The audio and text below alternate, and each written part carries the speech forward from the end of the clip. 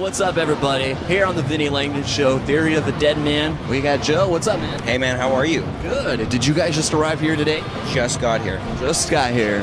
Nice.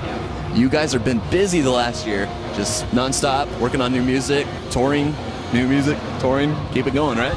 That's exactly it. We put out the record, and Drown went to radio right out of the gate, and then we haven't stopped ever since that started. Yeah. Well, I think that new music video, Drown, I think the viewers out there should watch it. What do you think? Oh, they should. It's probably the coolest video we've ever done. It's something we've never done before as well. Well, let's go ahead and start the Vinnie Langdon Show off in the right way by watching their music video, Drown, Theory of a Deadman. We'll talk about the album right after this. Man, drowning, that's would be pretty tense, right? It's kind of scary, actually. Because a lot of people didn't see that ending coming. No, not at all. Not even us. I didn't even see that ending coming either until I saw the video. Whoa! That was crazy. It was coming, but I didn't picture it, and then I saw it visually, and it was a lot crazier than I anticipated. There you go. Yeah. So Theory of a Deadman has been around for quite some time, and when we listen to a new song off that, some of the fans, they're like, I hope it sounds like Hate My Life or, Santa Monica. But you guys, as you get older, you progress, you find you want to keep getting better and progress with your music, and, Drown is, it's still Theory of a Deadman, a little bit different sound, but it's still Theory of a Deadman. Yeah, we had to really take our time on this record and really think about our next move, because after Scars and Souvenirs came out, we toured that for like 2.5 years, and then as soon as that was done, we basically didn't take any time off and went straight into the studio and recorded The Truth Is, and came out, and it had some, we felt like it had some good songs, but it was almost like we never kind of stopped Scars and Souvenirs. It was like just an ongoing session. And so when we finished The Truth Is, we really needed to sit back and go, okay, what is Theory of a Deadman about? And we've had a lot of success at the kind of tongue-in-cheek style music, the lyrics. We came out with The Truth Is a lot very comedic and very goofy, and we just wanted to show our fans that this is who we are. We're not just these serious guys from the first and second record. And I think there was a lot of fans that really they gravitated towards that. However, we couldn't keep doing it. We needed to keep it fresh. So what we wanted to do was show our fans and show rock radio, who has been so supportive of us since the start, that we needed to make sure that we gave back to where we started, from the roots. And there's always like a record where every band kind of goes back to the roots, which we did, but we also took it into a little bit even more aggressive nature. So the rock stuff that we did was even heavier than we've ever done, and then the pop stuff was even poppier than we ever done. And then we went and did a country song, which is the most countryest song that we've ever done. So we kind of took everything and just went and threw it, in the furthest direction we could. But that is also what we wanted to prove to our fans, was that this is who also we are. We have the ability to go right to the outskirts and just go crazy. Mix it up a little bit. Our heavy stuff is metal, but we're not a metal band, and I want to make sure people understand that. We're not a metal band. However, we do have heavier natures, and we do appreciate just a good heavy rock tone, big guitars, big drums, aggressive drumming, which I was able to do on this record that I've never been able to do before on any previous records. And the producer was all good with that kind of stuff. So, this record is just, we're proud of it. And we want to make sure that everybody gets a chance to at least have a listen. And it's important too, because some of your fans, they have a big part of the band, because when you get that interaction and someone's like, hey, I went to a Dallas show, I saw Theory of a Deadman last year in Dallas, and I saw them 2 years ago, they're still playing the same music. You got to write new stuff, new material, and got to keep it up. It's extremely important to do that. You have to, and that was the whole purpose of why we took our time off. We took like a year off between The Truth Is and Savages. Everyone's like, did they break up? Where'd they go? What's going on? A lot of tweets and all kinds of phone calls, and everybody's like, are you guys still together?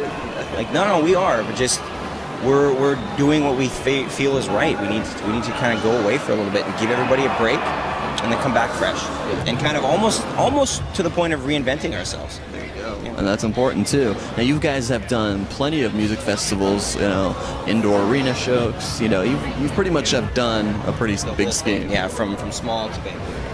And that kind of makes it a little bit difficult for you guys because you're like, hey, where do we go next? What's the next plateau? Where do you see Theory of A Deadman in the next year? Once you guys get that record out and out there. Where I see it and where I want it to be is two different things. Where I want to be is the biggest band in the world. Yeah. Where it's probably not going to go that way. I mean, you never know. It's hard to be the big thing in music these days. It's one in a million, That's not to say I'm not confident in the music that we have right now.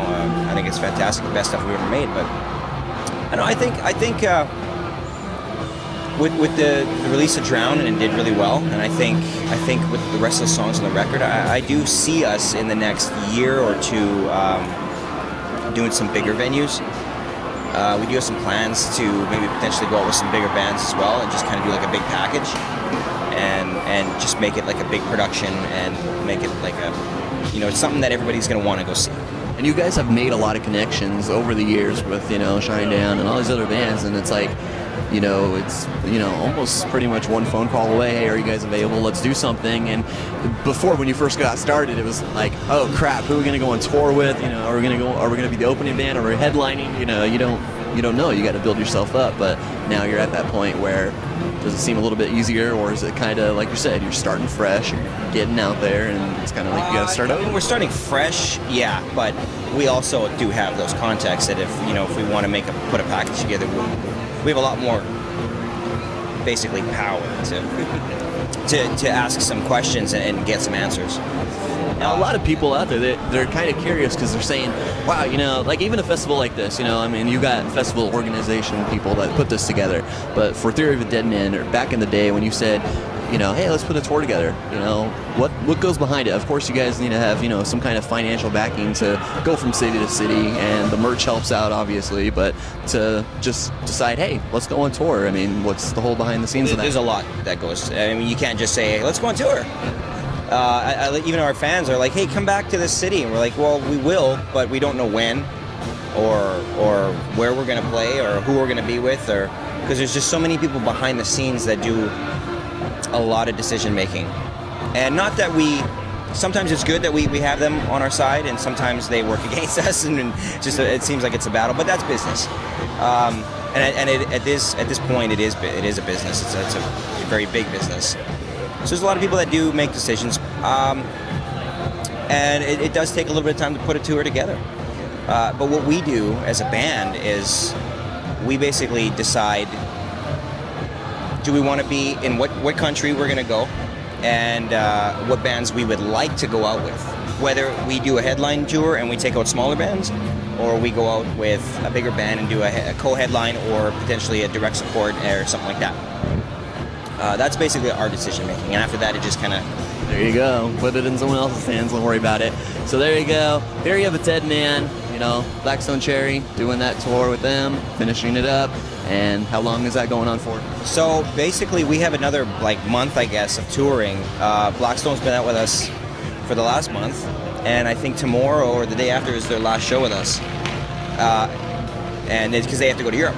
So we're actually going to be picking up another band called Fozzy, which is Chris Jericho from WWE. Yeah, so he's going to come out. They're going to do the rest of the tour, and then we're going to go over to Russia for 2 shows, and then we're going to go over to England and meet up with Blackstone Cherry again. There we go. With those guys across the pond. And there they are. They're pulling in right now. There they are right there. That is them. Yeah, exactly. Yep, that's the way it works. So here at Aftershock, if you guys didn't get to see Theory of a Deadman, I suggest that you guys go see them. If you're out in Europe, Russia, all over, and sometimes you're like, wait, what country are we in today? You don't care. You just got to get up on stage and play them drums. That's my job, man. That's what I love to do every single day. All right, Joe from Theory of a Deadman. Good talking to you. Thank you. Yeah, great to talk to you as well. And go pick up Savages in stores now, and we'll see you guys next time on the Vinnie Langdon Show. See ya.